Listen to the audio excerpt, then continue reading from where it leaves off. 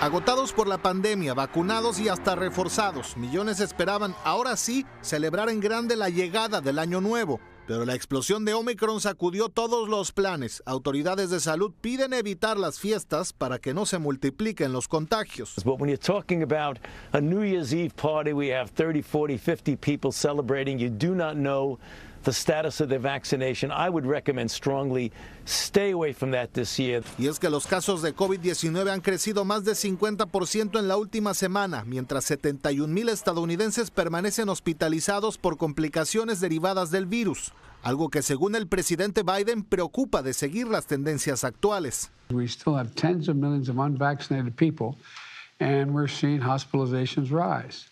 It means our hospitals in some places are going to get overrun. But in terms of equipment, both in terms of equipment and staff. Pero hay quienes, como este grupo de visitantes a la capital, no cancelarán su celebración. No tengo miedo, porque eso es lo que ha traído esta pandemia, un terror, un temor en las personas, y eso hace que más se propague. Otros, a partir de las recomendaciones, optarán por una pequeña reunión e incluso por esperar al próximo año. Pues juntarnos con personas que realmente queremos pasar, no con muchas amistades o algo así, sino con nuestra familia únicamente. Si el celebrarlo nos va a traer problemas o situaciones adversas, mejor no hacerlo.